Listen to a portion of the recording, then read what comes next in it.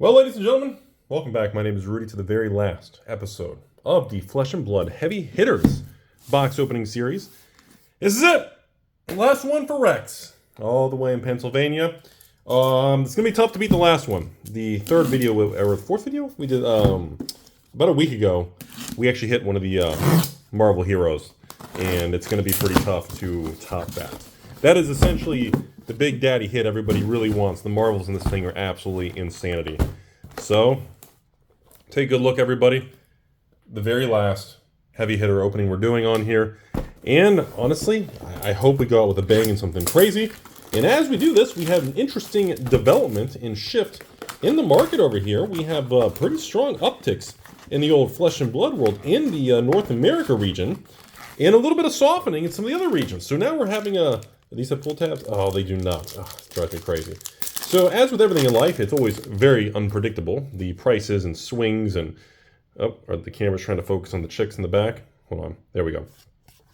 It's always very difficult to predict the short-term swings of the market. And this is a great moment and a great example of that. I don't remember the pack order. Here we go. It's rare, rare, and then foil rare. Okay. So the order is, and then that's right, we have the ancillary, as I call it, little slot over here, and I guess we'll try to cover up the faces. The camera's getting confused there. So I want to talk about some weird market behaviors that I'm seeing in the US right now. Some really positive, and some not so positive, and kind of what's going on with LGSs and some of the stores, at least in the good old US of A over here, always filled with some sort of drama. Apps. Oh, I love the artwork on that. You guys know, look at the dress on there. She is just gorgeous. I mean, she's just, anyways. So as we move forward, first let's talk about the actually surprising uptick in a lot of the single card price, or the playable utility cards. How about we use those word choices? So that's been a nice little surprise on there. And it's also a good sign for, of course, health of the game. And oh, look at that. Standing order, our first foil Majestic. Usually, I think if I recall, I think we were getting 2 foil Majestics per box, right? Because I know some of the sets we do in the past, we only had 1 foil Majestic per box opening. I think this one we actually did get 2. I can't recall the specific details on there. And foil common. So yeah, even in some of the older Flesh and Blood stuff, we've actually seen some interesting, a little bit of a bid, a little bit of a nibble come in. And ever since Heavy Hitter launched, which I think is a positive sign of some people out there wanting to maybe go back, experience some of the older sets, maybe the original block of Flesh and Blood, because it's been, I wouldn't say it's extreme, but it's noticeable. Whenever we have an uptick on a single card, or maybe a little attempted, oh, should I say it, buyout or something crazy, it tends to get a little bit of attention because the market's not as massive and deep as it would be for something like Magic or Pokemon. So when we have a certain card or a certain set or block, commanding performance, Majestic, and foil common, and token. So it kind of pops up on my radar, and I get patrons messaging me like, hey, Rudy, you notice going back to like WTR or Crew, have you noticed the following? You know, and I'm not going to give specific names because then I'm pumping a single card kind of thing, but it's really not hard to figure out. You can just kind of go online and go on TCG Player and sort by most expensive, look at the singles. I mean, you can kind of figure it out on what sets and things, but I think that's a positive sign. I think the market for Flesh and Blood is very calm and stable at this point in time. I don't foresee any major upticks. I don't foresee any major crashes. We're just kind of, and I think stability in a post-COVID era, where obviously other games have failed, many games are struggling, and I think it's a very positive sign. I think that's what you want to see. In times of kind of this transitionary from a 2-year crash bear market, from the big bubble and boom of COVID, I think it's important to have moments where, well, we don't really have a lot of drama. There's not a lot, and you can tell that.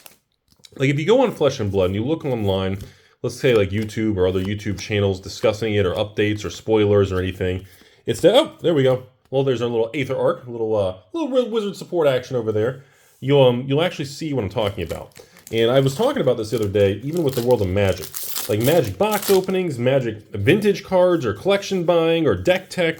Overall, the views across the board on all Magic channels, you can tell, are nowhere near what they were, well, at the peak of the boom from a few years ago. But then again, a lot of those views and a lot of those people and a lot of that, euphoric stuff was because a lot of people, hey, there we go. Dr. AB, the old Apex Bonebreaker Legend, is a rainbow foil, but it is our first legendary, everybody. That's a nice little early hit there. We'll pop the legendary in Mr. Sleeve there. Okay, that's a nice start to the video.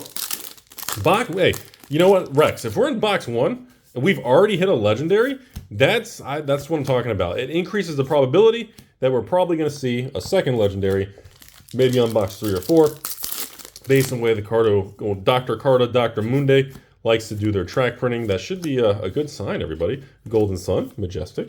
We only had the one foil Majestic still, but anyways, I just wanted to point that out. Is, you know, when a lot of people send me messages, they say, well, Rudy, you know, I don't know if Flesh and Blood's ever... Oh, God, there's a damaged card. I don't know if Flesh and Blood's ever going to hit the peak of this and that. I said, well, hang on. Hang on, Penelope.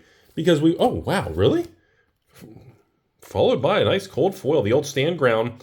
Nah, I know it's a common, right? Or it's rare. It is a common. Sorry, my finger's always over the rarity symbol. Left-handed people. We struggle. Left-handed people. It is what it is, everybody. Hey, I still wish they'd move the rarity thing back to the middle, because left-handed people, when I do my box openings, I'm always holding the rarity symbol. But anyways, I don't think a lot of the people in views at that time had any genuine interest in Flesh and Blood. I remember there were patrons I had back then that were just sitting at home during the pandemic era.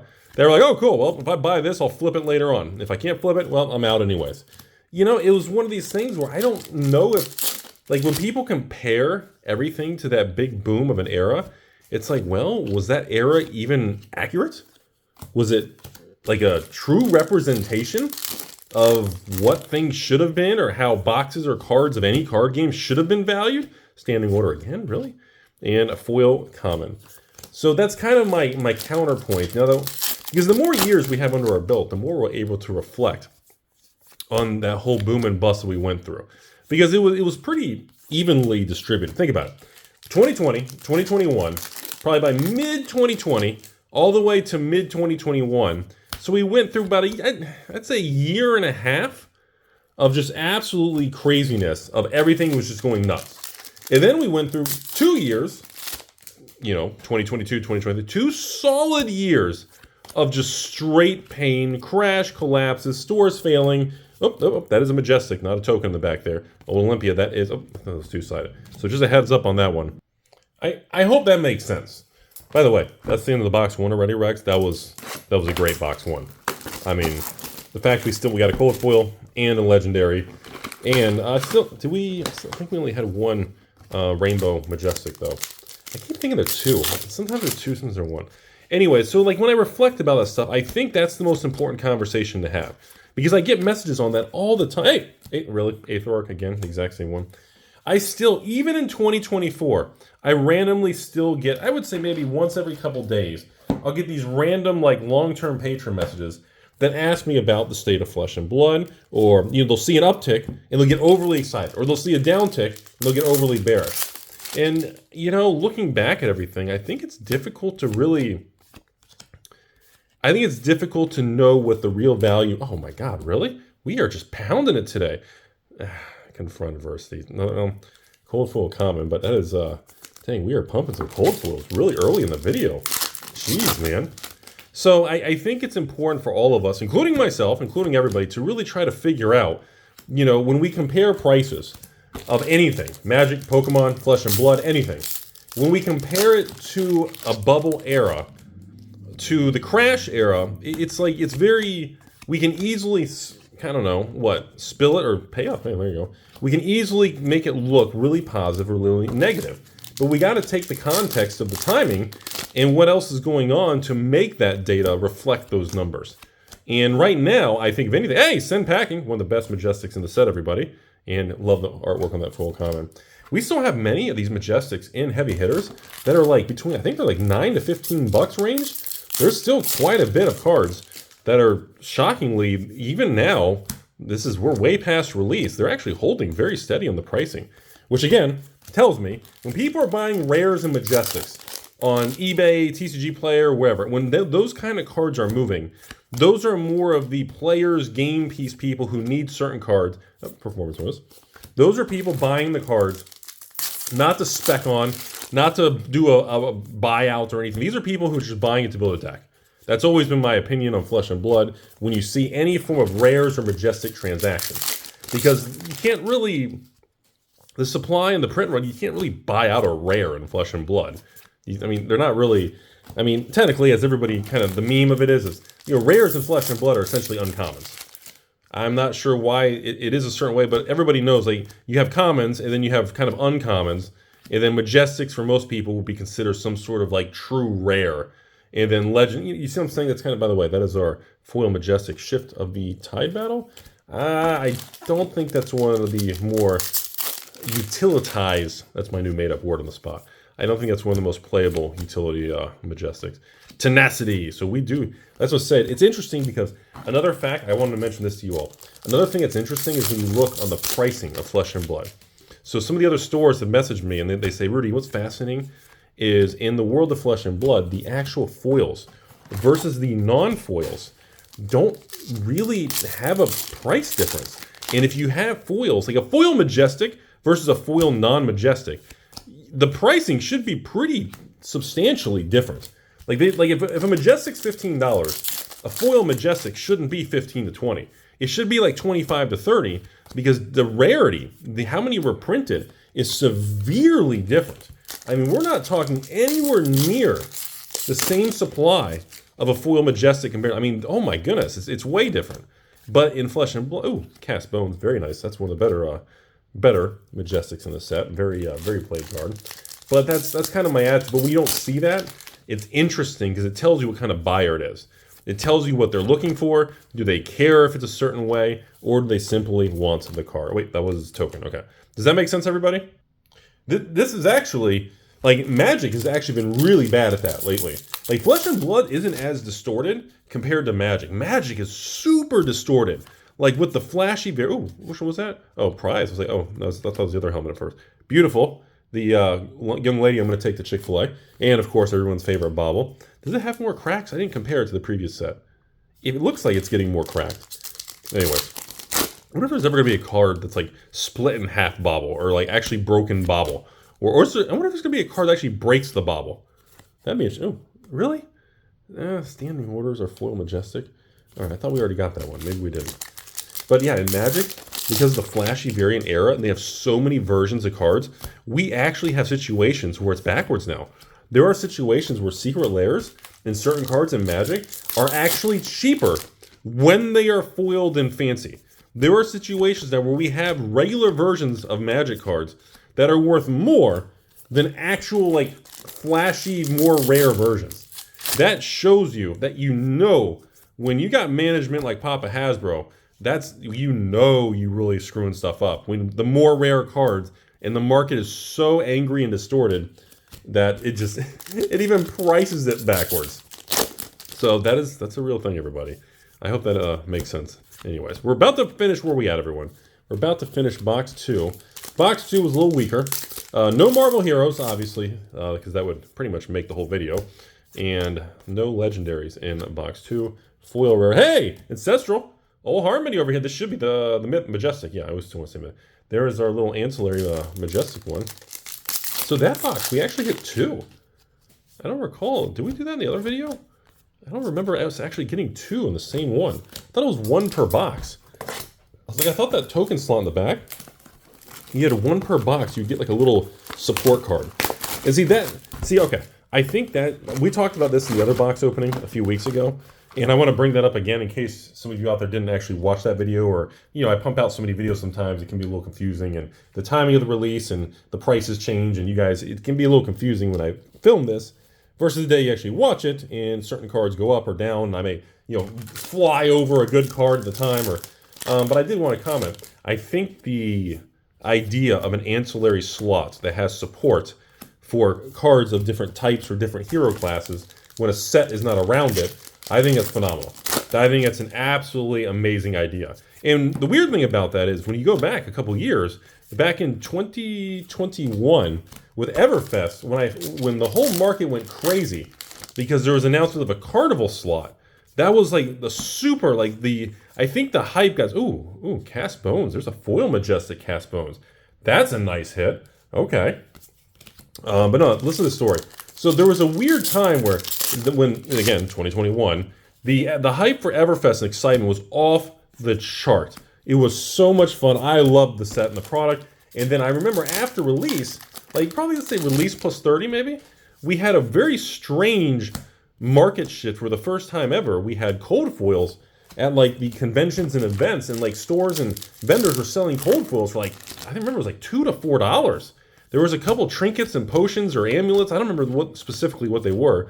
And I remember everybody was very, there we go, Olympia. That is the majestic version. It was a really weird thing because I remember the whole, I don't know, do I say community? Or I just remember a lot of confusion and concern because nobody had ever seen that before. And that's so weird how that throws me off many times, the same slot there. You really got to pay attention to that. And I remember people, I remember getting messages on that all the time. And I also remember I don't want to say disappointment, but the confusion of like, did they not do the carnival slot? Did they forget? Because I think what happened was the term carnival slot, everybody expected some noticeably different with a name. So they'd expect some noticeably different pool or slot since it was labeled as a special slot. Or versus like carnival games or like a prize or something. Yeah, I think people were expecting, ooh, Golden Sun, there we go. I think that's the first one, we've seen that one in a while. I think people had these crazy expectations, including myself, just because the first time ever there was this special slot. And I think one of the things that happened is, well, of course, the set came out, and of course we went right into 2022, and then of course that was the peak, and then the bear market took hold, and of course supplies, the demand, the entire ecosystem of everything started to shift really, really fast. And I remember to this day, I'm not sure if the carnival slot or LSS, how they felt about that. Was that considered success, and maybe, or was it just something that the market and all of us just didn't understand maybe what the purpose was? Did we misinterpret it? Because the reason I'm bringing that up is because I noticed ever since Everfest, we never had another, how do we say it? We never had another carnival slot. We never had, heavy hitters saying, we've got a prize slot, or we've got the warrior slot, or we've got the hidden dungeon slot. I've noticed ever since then, it never happened again. That's the reason I'm bringing it up, because I remember the excitement, hype, and speculation around it. And then I remember afterwards, I guess it was considered disappointment maybe? So me just making something up and guessing, I'm going to assume the results or how it was. Ooh, Mrs. K, Dr. Casse. There's a nice little majestic. I like being able to get I like the hidden hero bonus slot like that. I think that's a nice little fun addition. I think it's a cool thing. Keeps you on your toes, everybody. But, another performance bonus. So I think it was deemed as, I guess, a failure, or maybe it was just deemed as it didn't come off the way they thought it would, because it never happened again. If LSS thought it was super successful, wouldn't we have more sets? Why did the following, how many sets have we had since then? 5, 6 sets?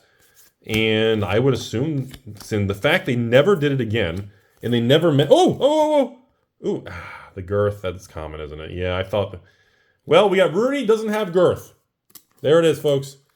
Well, hey, 3 cold foils and 1 legendary, and we are 3 boxes in our 4-box video, everybody. So yeah, go figure, right? But anyways, I think something like that would be an interesting conversation. Like, I don't know if that's ever been addressed, or maybe comment below if maybe the company and James has already had a public conversation on it. But I've always, there's weird little things in Flesh and Blood's history that have always kind of made me go, what? Ooh, reckless charge. That have always kind of made me confused of what was the outcome or what was the intention. And sometimes I'm thinking maybe the market and all of us just didn't interpret it correctly, and then it kind of made confusion, and they felt it didn't add to the product. It just, it made people, I don't know, super weird. And I don't know. I thought we were gonna have some special slot where, oh, look at that. Last pack in box 3, another Ancestral Harmony. How weird is that? A double tap again. Okay. Well, box 4, we're ending the video here. Not ending the video here. We're getting ready to end the box opening. This is our last in the heavy hitter series until we get our new Flesh and Blood set coming out in, I guess, a couple more months. Yeah, I think we have what? I think it's 60 days. I think maybe 2 more months, I think. Maybe something like that. Anyways, so I just, little things like that I wonder. And I always wonder, like, what was said, or what was the feedback, or what could have been done. Like, we talk about a weird slot in the pack. I think, like, Magic doing the list slot, or maybe or maybe an ancillary slot for Commander and Magic, But, like, Flesh and Blood, maybe one day there'll be maybe a PvE slot? Something like that, maybe? I don't know. Hey, is PvE a thing? I think it's still a thing. I know people talk. It's been a long time. I know last I heard, like a year or two ago, the player versus environment thing was still in testing. I wonder whatever happened with that. Is that still? Because I think the key to the next leg up or expansion in Flesh and Blood, I would try to go after this whole Magic the Gathering Commander market. And Commander is kind of that kitchen table, multiplayer kind of format. And I think Flesh and Blood should kind of go after that, man. I feel like the whole Commander is there's so much money in the people who build these Commander decks and always upgrading them and pimping them out or swapping out new versions. The 100th version of Sol Ring, it's a very interesting. Ooh, finally. Oh, really? 8th arc again? It's our 3rd 8th arc in the video. Oh, wait, those are the only 2 options we can get? Oh, maybe there's no more. Maybe those are the only 2 ancillary cards you can get. Just those 2? No, that can't be those 2. It has to be at least a pool of more cards than that. It can't just be a pool of 2 cards. That'd be kind of silly, wouldn't it? And that is a Majestic, folks. We got Victor over here, right? Yeah, that's Majestic. We got Victor for our 3rd Hero Majestic. And again, I would assume that's the slot when you get a Hero. If you're lucky, that is the slot you would get the Hero Marvel version, which is the absolute insane version that everybody wants on these things. And once again, I guess they are. I kept thinking you got 1 hero per case, and that is definitely not the. I was definitely incorrect on the pull rate of those heroes. They did not make them easy at all.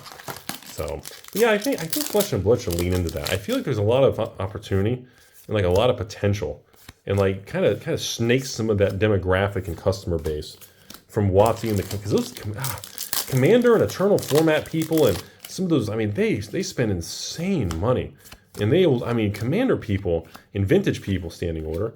I mean, the amount of non-stop upgrading and deck pimping and special versions, the best version of that slot is wild what they do. It is a really, really wild thing, foil common. Ah, man, box 4 is weak, everybody. Rex, we may be ending this video on, like, the worst box we've done. Can we please have, like, a Marvelous? I mean, here we go.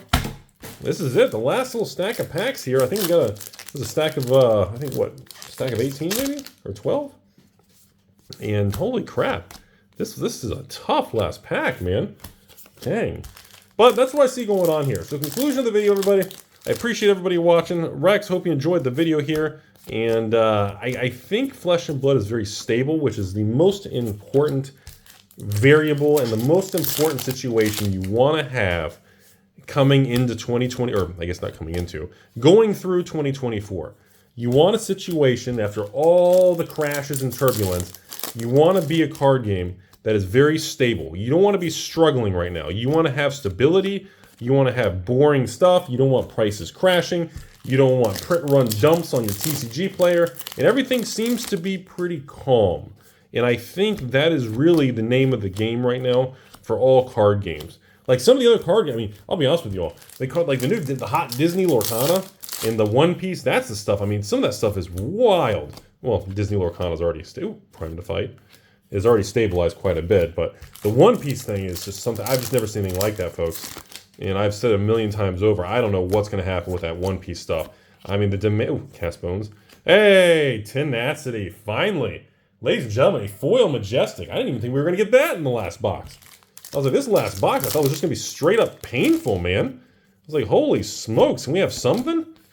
Holy cow, foil common. Nice art though on that. That wind up almost looks cold foil with the way they did that. But that's my opinion. This is almost a time for the companies and all these CCGs to kind of prove themselves, release products, show that they can kind of handle a calm, non-bull market. You know, we're just kind of, like I said, we've exited the bear market of last year. All the card games did. But we're not in some euphoric to the moon market. We're back to a normal time. This isn't a bull market going crazy. This isn't a big bear market crash. We're in a nice, stable time. And this is the time that card games, God, ending. Hey, okay, so there you go. Sonata go. Okay, there's a Sonata. I was like, do we really only going to get. I knew there had to be more than 2 of the ancillary slot cards. I thought we just had weird luck. But that's my opinion, everyone. So to end the video here, I think Flesh and Blood's going to be around for a long time, folks. I don't really see much changing. I hope that we can get a stronger growth in the U.S. markets, which, again, it looks like we are getting some good upticks, which is nice to see because we weren't seeing that for a while, at least in the U.S. All the growth is international. So that's a really positive sign. But honestly, I don't think it really matters either way. I think long term, the fact that, see, look, Flesh and Blood came out technically before the COVID era, which I know is kind of weird that people don't really understand that whole principle right now. But this card game, Fab, has been around before COVID. Okay, pre-2020. This is a pre-2020 game. People call, oh, this is a Flesh and Blood was a COVID era baby. No, that's technically, I can really get into it quite a bit because James, in the years he was working on it and designing it, this has nothing to do with COVID. Now, the COVID distorted the world. Oh no, my camera. Ah, crap. Well, I guess we're in the video.